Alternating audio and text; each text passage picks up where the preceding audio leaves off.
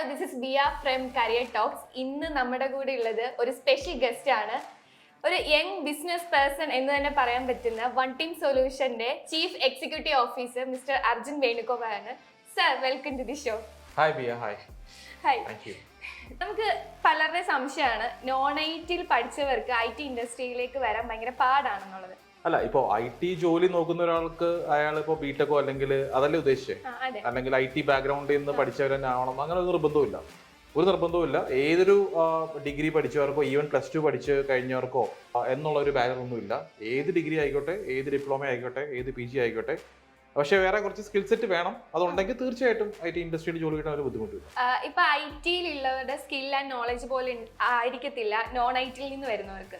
So അവർക്ക് ഒരു first step എന്നുള്ള രീതിയിൽ അവർ എന്താണ് ഫസ്റ്റ് ആയിട്ട് ചെയ്യേണ്ടത്? ബിടെക് പ്ലസ് പഠിച്ച ഒരു ഈസി പഠിച്ച ഒരാളാണെങ്കിൽ അയാൾക്ക് +2 ബയോളജി കൂടെ ആണെങ്കിൽ നല്ല രസമായിരിക്കും. അയാൾക്ക് ഒന്നിനെ പറ്റി ഒരു ധാരണ ഉണ്ടാവില്ല, അല്ലേ? അപ്പോൾ അങ്ങനെയുള്ളവർക്ക് ഐ ടിയിലേക്ക് വരണം എന്നുണ്ടെങ്കിൽ അവർ ഒരു സ്റ്റെപ്പ് ബൈ സ്റ്റെപ്പ് പ്രോസസ്സിലൂടെ മുന്നോട്ട് പോകുന്നതായിരിക്കും ഒരു പക്ഷെ നല്ലതെന്ന് എനിക്ക് തോന്നുന്നത്. അതായത് മേ ബി ആദ്യം അവർ ചെയ്യേണ്ടത് ഒരു പ്രോഗ്രാമിംഗ് ലാംഗ്വേജ് പോയി പഠിക്കണം എന്നല്ല. പലരും അങ്ങനെ പറയുന്നത് ഞാൻ കേൾക്കാറുണ്ട്. ചെയ്യുന്നത് നല്ലതാണ് തീർച്ചയായിട്ടും. അതിനേക്കാൾ ഉപരി ആദ്യം ഈ ഇൻഡസ്ട്രിയെ പറ്റി ഉദാഹരണം ഉണ്ടാക്കുന്ന നല്ലതായിരിക്കും. എന്താണ് ഐ ടി ഇൻഡസ്ട്രി, എങ്ങനെയാണ് ഒരു ഐ ടി കമ്പനി വർക്ക് ചെയ്യുന്നത്, അതിനകത്ത് എന്തൊക്കെയാണ് സംഭവിക്കുന്നത്, അങ്ങനത്തെ കാര്യങ്ങളൊന്ന് പഠിച്ചിരുന്നിട്ട് അപ്പോൾ ഇവർക്ക് ഒരു ബേസിക് ഐഡിയ കിട്ടും എന്താണ് ഒരു ഐ ടി കമ്പനി. ഇപ്പോൾ ഫോർ എക്സാമ്പിൾ പ്രൊഡക്റ്റ് കമ്പനി ഉണ്ട്, സർവീസസ് കമ്പനി ഉണ്ട്, അവിടെയൊക്കെ ഓരോരുത്തരത്ത് എന്തൊക്കെയാണ് നടക്കുന്നത്. അത് ഒരു ഫസ്റ്റ് സ്റ്റെപ്പായിട്ട് വേണേൽ അത് എടുക്കാം. അത് ഇവർക്ക് തന്നെ നോക്കി മനസ്സിലാക്കാവുന്ന കാര്യമുള്ളൂ. രണ്ടാമത്തെ സ്റ്റെപ്പായിട്ട് ഒരു സോഫ്റ്റ്വെയർ എന്ന് പറഞ്ഞാൽ എന്താണ്, അല്ലെങ്കിൽ ഒരു ആപ്ലിക്കേഷൻ എന്ന് പറഞ്ഞാൽ എന്താണ്, ഒരു സോഫ്റ്റ്വെയർ ഡെവലപ്മെന്റ് ലൈഫ് സൈക്കിൾ എന്നൊക്കെ പറയുന്ന ഒരു കാര്യമുണ്ടല്ലോ, അതൊക്കെ എന്താണെന്നുള്ളതൊന്നും മനസ്സിലാക്കി. ഇതൊന്നും ടെക്നിക്കൽ അല്ല. ഇതൊക്കെ ആർക്കും ഏതൊരു യൂട്യൂബ് വീഡിയോ കണ്ടാലും മനസ്സിലാക്കാൻ പറ്റുന്ന കാര്യമുള്ളൂ. ഇതുമായിട്ട് ബന്ധപ്പെട്ട വീഡിയോസൊക്കെ നമ്മുടെ ചാനലിൽ തന്നെ കിടപ്പുണ്ട്, അത് അവർക്ക് കാണാം. അപ്പോൾ അത് രണ്ടാമത്തെ സ്റ്റെപ്പ് അതെടുക്കുക. എന്താണ് സോഫ്റ്റ്വെയർ എന്നുള്ളത് മനസ്സിലാക്കുക, എന്താണ് അതിൻ്റെ ലൈഫ് സൈക്കിൾ എന്ന് മനസ്സിലാക്കുക. ഞാൻ പറയുന്നത് മൂന്നാമത്തെ സ്റ്റെപ്പായിട്ട് മാത്രമേ ഒരു പ്രോഗ്രാമിംഗ് ലാംഗ്വേജ് പഠിക്കാൻ തുടങ്ങാവുള്ളൂ. അപ്പോൾ അതാണ് മൂന്നാമത്തെ സ്റ്റെപ്പ് എടുക്കേണ്ടത്. അതും വളരെ ഈസി ആയിട്ട് പഠിക്കാൻ പറ്റുന്ന ഒരു പ്രോഗ്രാമിംഗ് ലാംഗ്വേജ് ആണെങ്കിൽ എളുപ്പമായിരിക്കും. എല്ലാവരും ആദ്യം പോയി സിയിലൊക്കെ കൈവെക്കുന്ന കാണാം. സി ആക്ച്വലി ഭയങ്കര ടഫാണ്. അത്ര എളുപ്പമല്ല പഠിക്കാൻ. ഈ ഒട്ടും പറ്റില്ല എന്നല്ല. പക്ഷേ ഇപ്പോൾ ഫോർ എക്സാമ്പിൾ പൈത്തൺ, എൻ്റെ പേഴ്സണൽ സജഷൻ പൈത്തൺ പഠിക്കണം. കാര്യം പൈത്തൻ്റെ എല്ലാവരും പറയുന്നത് കേൾക്കുന്നതാണ്, പൈത്തൻ്റെ സിൻടാക്സസും കാര്യങ്ങളൊക്കെ ഭയങ്കര ഈസിയാണ് പഠിച്ചു തുടങ്ങാൻ. അപ്പോൾ നമുക്ക് ആ ഒരു ടഫ് ലാംഗ്വേജ് പഠിച്ചു തുടങ്ങുമ്പോൾ നമുക്ക് ആദ്യം തന്നെ ആ ഒരു ഇതെന്നെ കൊണ്ട് കൂട്ടിയാൽ കൂടില്ല എന്നൊരു ഫീലിംഗ് വരും. അതേസമയം വളരെ ഈസി ആയിട്ടുള്ള, താരതമ്യേന ഈസി ആയിട്ടുള്ള പൈത്തണൊക്കെ പഠിക്കുകയാണെങ്കിൽ നമുക്ക് തുടങ്ങുന്ന ഒരു കോൺഫിഡൻസ് വരും. ഓക്കെ, ഇതെന്നെ കൊണ്ടും പറ്റും എന്നൊരു ഫീലിംഗ് വരും. മേ ബി അതായിരിക്കാം മൂന്നാമത്തെ സ്റ്റെപ്പ്. ഇനി പ്രോഗ്രാമിംഗ് സൈഡ് അല്ലെങ്കിൽ പോലും ഐ ടി ഇൻഡസ്ട്രിയിൽ വേറെ കുറേ ഏരിയാസ് ഉണ്ട്. ഇപ്പോൾ ഫോർ എക്സാമ്പിൾ ഡിജിറ്റൽ മാർക്കറ്റിംഗ് ഉണ്ട്, അല്ലെങ്കിൽ സോഫ്റ്റ്വെയർ ടെസ്റ്റിംഗ് ഉണ്ട്, അല്ലെങ്കിൽ ക്ലൗഡ് കമ്പ്യൂട്ടിംഗ്, അങ്ങനത്തെ ഒരു ഏരിയാസ് ഒക്കെ ഉണ്ട്. അതിലേക്കും പോവാം. അപ്പോൾ അതിന് പ്രോഗ്രാമിംഗ് എന്നെ കൊണ്ട് ഒട്ടും പറ്റില്ല എന്നൊരു ധാരണ ഉണ്ടാവുകയാണെങ്കിൽ ഈ മറ്റ് ഇതര മേഖലകളിലേക്ക് പോവാം. അവിടെയും ഐ ടി കമ്പനീസിലും ഈ പറഞ്ഞ നോൺ പ്രോഗ്രാമിംഗ് പഠിച്ചവർക്ക് ധാരാളം ഓപ്പർച്യൂണിറ്റീസ് അവിടെയും കിട്ടും. അപ്പോൾ സർ, ഇത് നമുക്ക് സെൽഫ് ലേണിംഗ് ഫസ്റ്റ് തന്നെ സെൽഫ് ലേണിംഗ് ചെയ്ത് അല്ലെങ്കിൽ ഒരു ട്രെയിനറിന്റെ ഹെൽപ്പ് വേണോ, അതോ സെൽഫ് ലേണിംഗ് ചെയ്യാൻ ഒറ്റയ്ക്ക് ചെയ്താൽ മതിയോ പഠിക്കാനായിട്ട്? ഞാനിപ്പോൾ ഈ നേരത്തെ പറഞ്ഞ സ്റ്റെപ്സിന്റെ ആദ്യത്തെ സ്റ്റെപ്സ് ഒക്കെ നമുക്ക് തന്നെത്താൻ ചെയ്യാവുന്നതേ ഉള്ളൂ. നമുക്ക് പക്ഷെ അത് റൈറ്റ് വീഡിയോസ് ഒക്കെയാണ് നിങ്ങൾ കാണുന്നത്, റൈറ്റ് ഡോക്യുമെന്റ്സ് ഒക്കെയാണ് നിങ്ങൾ വായിക്കുന്നത് എൻഷുർ ചെയ്യുക. ഇപ്പോൾ ഒരു ഐ ടി കമ്പനിയിൽ എന്തൊക്കെയാണ് നടക്കുന്നതെന്നുള്ളതൊന്നും ഒരാൾ പറഞ്ഞു തരേണ്ട ആവശ്യമൊന്നുമില്ലല്ലോ. നമുക്ക് തന്നെത്താൻ നോക്കി മനസ്സിലാക്കാവുന്ന കാര്യങ്ങളേ ഉള്ളൂ. ധാരാളം വീഡിയോസും കാര്യങ്ങളൊക്കെ ഉണ്ട്, അത് നോക്കി മനസ്സിലാക്കുക. ഒരു പ്രോഗ്രാമിംഗ് ലാംഗ്വേജ് പഠിച്ചു തുടങ്ങാനും ആക്ച്വലി ഒരു ട്രെയിനറുടെ ഹെൽപ്പ് വേണമെന്ന് ഞാൻ നിർബന്ധം പറയില്ല. പക്ഷേ അത് ഡിപ്പെൻഡ്സ്. ഇപ്പോൾ ഫോർ എക്സാമ്പിൾ ഒരാൾക്ക് ഒരു പ്രോഗ്രാമിംഗ് ലാംഗ്വേജ് പഠിക്കണം എന്നുണ്ട്. അയാൾ ഡിറ്റർമിൻഡ് ആയിട്ടുള്ള ആളാണ്, നല്ല സെൽഫ് എന്തൂസിയാസം ഒക്കെ ഉള്ള ആളാണെങ്കിൽ അയാൾക്ക് തന്നെ പഠിച്ചെടുക്കാം, ഒരു കുഴപ്പമില്ല. പക്ഷെ നമ്മളെല്ലാവരും അങ്ങനെയാണോ എന്ന് എനിക്ക് തോന്നുന്നില്ല. എല്ലാവർക്കും പുറകെ ഉന്താൻ ചില ആൾക്കാർ വേണ്ടി വരും. അപ്പം അങ്ങനെ ഞാൻ അത്ര ഒരു പെർഫെക്റ്റ് ആളൊന്നും അല്ല, അത്ര സെൽഫ് മോട്ടിവേറ്റർ ഒന്നും അല്ല, ഞാൻ ഇതുകൊണ്ട് പോവൂ എന്നുള്ളൊരു ഉറച്ച വിശ്വാസവും ഒന്നും ഇല്ലാത്ത ആൾക്കാരൊക്കെ ആണെങ്കിൽ മേ ബി ഒരു ട്രെയിനറെ ഹെൽപ്പ് എടുക്കുന്ന നല്ലതാണ്. കാര്യം ഇവിടെ പ്രശ്നം സംഭവിക്കാൻ പോകുന്നത്, ഇപ്പോൾ പൈത്തൺ പഠിച്ചു തുടങ്ങിക്കഴിഞ്ഞ് അവിടുത്തെ സ്റ്റക്കായി കഴിയുമ്പോഴത്തേനും അത് ആ സ്റ്റക്കാവുന്ന പ്രോബ്ലം സോൾവ് ചെയ്യാൻ പറ്റിയില്ലെങ്കിൽ പിന്നെ നമ്മൾ മുന്നോട്ട് പഠിക്കില്ല. നമ്മളെല്ലാവരും ഒരുപാട് കോഴ്സൊക്കെ ഓൺലൈൻ വാങ്ങിച്ചിടുന്നുണ്ടായിരിക്കും. പക്ഷേ ഇതിൻ്റെയൊക്കെ എത്ര എണ്ണം നമ്മൾ കംപ്ലീറ്റ് ചെയ്യുന്നത് നോക്കിയാൽ മനസ്സിലാവും. ആ സ്ഥാനത്താണ് ഒരു ട്രെയിനറെ ഹെൽപ്പ് വരുന്നത്. നിങ്ങളൊരു കോൺസെപ്റ്റ് പഠിക്കുകയാണ്, ഒരു ഡൗട്ട് ഉണ്ടായി, സ്റ്റക്കായി, നിങ്ങൾ തന്നെ സോൾവ് ചെയ്യാൻ ശ്രമിക്കാം. ഒട്ടും പറ്റുന്നില്ലെങ്കിൽ ഒരു ട്രെയിനർ നിങ്ങളെ സഹായിക്കാനുണ്ടെങ്കിൽ ഒരുപക്ഷെ അതായിരിക്കും നല്ലത്. അപ്പം തുടങ്ങാൻ സെൽഫ് ലേണിംഗ് ആണെങ്കിലും മതിയെങ്കിലും മുന്നോട്ട് കണ്ടിന്യൂ ചെയ്ത് പോകാൻ ഒരുപക്ഷെ ഒരു ട്രെയിനറെ ഹെൽപ്പ് എടുക്കുന്നതായിരിക്കും ഞാൻ പേഴ്സണൽ റെക്കമെൻഡ് ചെയ്യുന്നതായിരിക്കും. അത് ഐ ടി ഇൻഡസ്ട്രിയിൽ നിന്ന് വരുന്നവരോ വരാത്തവരോ ഒന്നും ബന്ധമില്ല. ആർക്കാണെങ്കിലും ഈ ഒരു പാത്താണ് പേഴ്സണലി ഞാൻ റെക്കമെൻഡ് ചെയ്യുന്നത്. ഇത് 100% ശരിയായ പാത്താണെന്നും അല്ല പറയുന്നത്. ബട്ട് സ്റ്റിൽ നമ്മുടെ നാട്ടിലെ സാധാരണ നമ്മൾ ഈ so called average below average students നിന്ന് മുദ്രകുത്തപ്പെടുന്നവർക്കൊക്കെ ഇതായിരിക്കും കുറച്ചുകൂടെ നല്ല വഴി എന്ന് എനിക്ക് തോന്നുന്നു. കരിയർ ഗ്യാപ്പ് ആൻഡ് സപ്ലി ഉള്ളവർക്ക് IT ഇൻഡസ്ട്രിയിലേക്ക് വരാൻ എളുപ്പമാണോ? തീർച്ചയായിട്ടും ബുദ്ധിമുട്ടൊന്നുമില്ല. പക്ഷേ ഒരു എഫേർട്ട് അവരുടെ ഭാഗത്തു നിന്ന് എക്സ്ട്രാ എടുക്കേണ്ടി വരും എന്ന് മാത്രമേ ഉള്ളൂ. ഇപ്പോൾ നമുക്ക് രണ്ടായിട്ട് എടുക്കാം. അപ്പോൾ കരിയർ ഗ്യാപ്പിന്റെ കേസിലേക്ക് വരികയാണെങ്കിൽ കരിയർ ഗ്യാപ്പ് സാധാരണ സംഭവിക്കുന്ന 2-3 കാര്യങ്ങൾ കൊണ്ടാണ്. ഒന്ന്, ഇപ്പോൾ പെൺകുട്ടികളൊക്കെ ആണെങ്കിൽ വലിയ മാരേജ് കഴിഞ്ഞു, കുട്ടികളായി, അപ്പോൾ ജോലിക്ക് പോകാൻ പറ്റുന്ന ഒരു സിറ്റുവേഷനിലേക്ക് വന്നു, ഒരു 2-3 വർഷം കരിയറിന് ഗ്യാപ്പ് ഉണ്ടാവും. അല്ലെങ്കിൽ കോളേജിൽ നിന്ന് പഠിച്ചിറങ്ങി ഇനി PSC കോച്ചിങ്ങിന് 2 വർഷം ട്രൈ ചെയ്യാമെന്നൊക്കെ പറഞ്ഞാൽ അതിൻ്റെ പുറകെ 2-3 വർഷം പോയി, അങ്ങനെ ഗ്യാപ്പ് ഉണ്ടാവും. ഏത് രീതിയിൽ ഗ്യാപ്പ് വന്നവരാണെങ്കിലും അവിടെ പിന്നീട് അവർ ചെയ്യേണ്ടത് IT ജോലിയിലേക്ക് ശ്രമിച്ചു തുടങ്ങുമ്പോൾ അവർ ആദ്യം ചെയ്യേണ്ടത് വരുന്ന IT ജോബ്സിനെല്ലാം അപ്ലൈ ചെയ്യുക എന്നുള്ളതല്ല, ആ ജോബ്സിൽ വരുന്ന ടെക്നോളജികൾ ഏതാണെന്ന് മനസ്സിലാക്കി അത് പഠിക്കുക എന്നുള്ളതാണ്. ആ സമയത്ത് ആ കാലഘട്ടത്തിൽ ട്രെൻഡിങ് ആയ ടെക്നോളജി ഏതാണോ അത് പഠിക്കുക. അത് ജസ്റ്റ് പഠിച്ചാൽ മാത്രം പോരാ, അതിലൊരു 1-2 പ്രൊജക്ട്സ് അവർ ചെയ്യുക. ചെയ്ത് അവർ എക്വിപ്ഡ് ആവുക എന്നുള്ളതാണ്. കമ്പനീസ് ബേസിക്കലി പ്രിഫർ ചെയ്യുന്നത് എപ്പോഴും ഒരു ടെക്നോളജി അറിയാവുന്ന ആൾക്കാരെ തന്നെയായിരിക്കും. അല്ല നിങ്ങളുടെ കരിയറിന് ഇത്ര വർഷം ഗ്യാപ്പ് ഉണ്ടോ എന്നുള്ളതിനേക്കാൾ ഉപരി അതിനെ കവറപ്പ് ചെയ്യാൻ നിങ്ങൾക്ക് നല്ല ഹൈ എൻഡ് ആയിട്ടുള്ള ടെക്നോളജി നല്ല ഇൻ ഡെപ്തിൽ അറിയാൻ പറ്റുന്നുണ്ടെങ്കിൽ ഉറപ്പായിട്ടും കമ്പനി മറ്റ് പല ബാരിയേഴ്സ് ഒഴിവാക്കും. അപ്പം അതുകൊണ്ട് അതൊരു പ്രശ്നമല്ല. ഒരു റൈറ്റ് ടെക്നോളജി ചൂസ് ചെയ്ത് നന്നായിട്ട് പഠിക്കുക, 2-3 പ്രൊജക്ട്സിനകത്ത് വർക്ക് ചെയ്യുക. ഇനി സപ്ലിമെന്ററി കേസിലേക്ക് വരുമ്പോഴും ഇത് തന്നെയാണ്. അത് പലർക്കുള്ള തെറ്റിദ്ധാരണയാണ്, സപ്ലിമെന്ററി ഉണ്ടെങ്കിൽ ജോലി കിട്ടില്ല. പല കുട്ടികളും കാണിക്കുന്ന മണ്ടത്തരമാണ്, ഓക്കെ ഇനി സപ്ലിയൊക്കെ എഴുതി എടുത്ത് ഇനി അത് കഴിഞ്ഞിട്ട് ജോലിയിലേക്ക് കയറാം. അപ്പോൾ നേരത്തെ പറഞ്ഞ സാധനം സംഭവിക്കും, കരിയറിന് ഗ്യാപ്പ് ഉണ്ടാവും. അപ്പോൾ അത് രണ്ടും കൂടെ ഉണ്ടാവുന്ന പ്രശ്നം വരും. അപ്പോൾ അതുകൊണ്ട് അത് ഒഴിവാക്കാൻ വേണ്ടിയിട്ട് സപ്ലിമെന്ററി ഉണ്ടെങ്കിൽ റിക്രൂട്ട് ചെയ്യുന്ന ധാരാളം കമ്പനീസ് നമ്മുടെ നാട്ടിലുണ്ട്.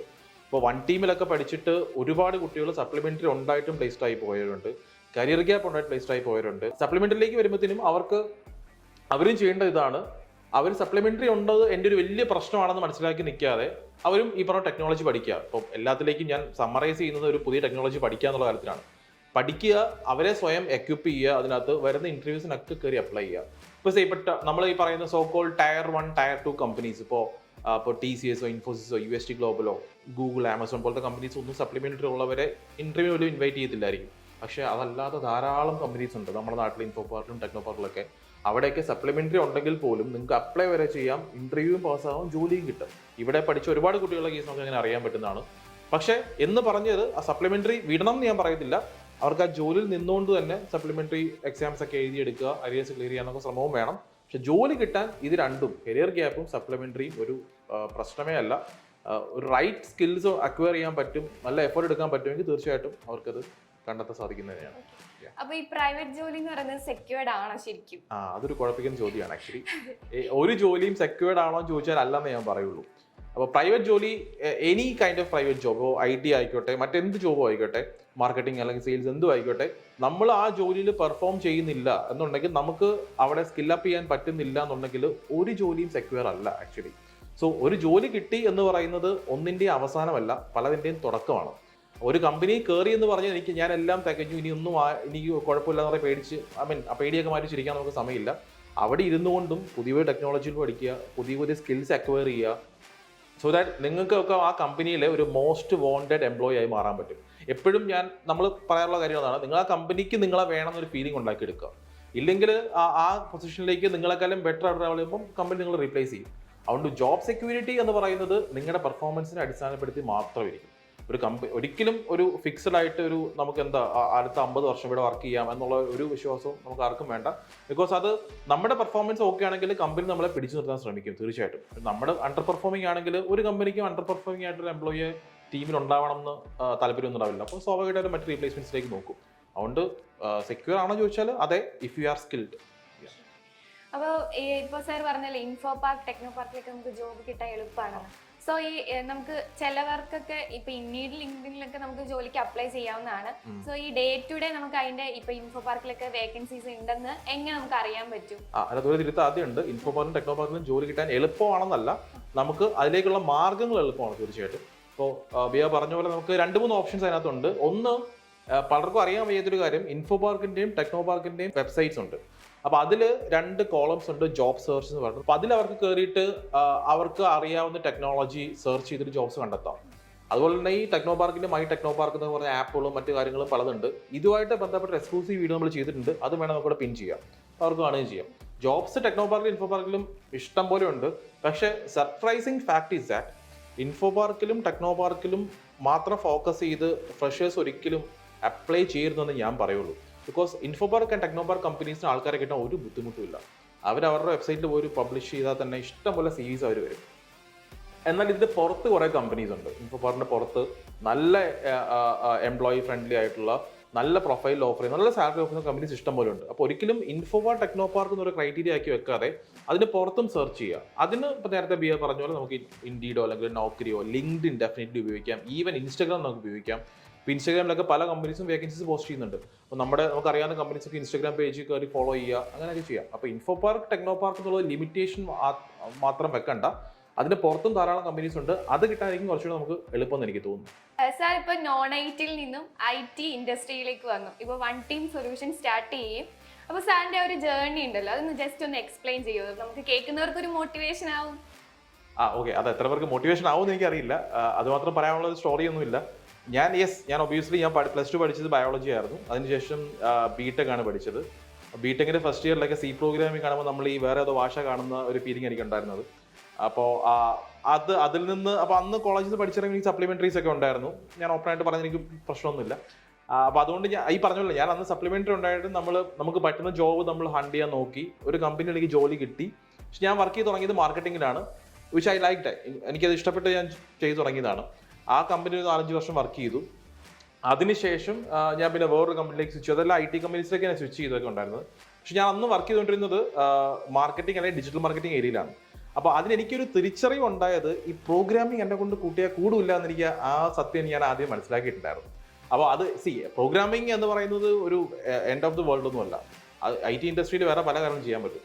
അപ്പോൾ അതുകൊണ്ട് നമുക്ക് പ്രോഗ്രാമിംഗ് പറ്റുമെങ്കിൽ ഡെഫിനറ്റ്ലി നിങ്ങൾ അതിലേക്ക് തന്നെ പോവുക. അല്ലെങ്കിൽ ഇപ്പോൾ എന്നെ പോലുള്ളവരൊക്കെ ആണെങ്കിൽ തീർച്ചയായിട്ടും ടെസ്റ്റിങ്ങോ അല്ലെങ്കിൽ ഡിജിറ്റൽ മാർക്കറ്റിങ്ങിലോ അല്ലെങ്കിൽ ക്ലൗഡ് കമ്പ്യൂട്ടിംഗ് ഏരിയയിലേക്കൊക്കെ പോവാം. അപ്പോൾ ഞാൻ അതുകൊണ്ട് എന്നെ കൊണ്ട് പറ്റുന്ന കാര്യം എന്താണെന്ന് മനസ്സിലാക്കിയതുള്ള എനിക്ക് കിട്ടിയൊരു അഡ്വാൻറ്റേജ്, അത് മാത്രം കിട്ടിയ അഡ്വാൻറ്റേജ്.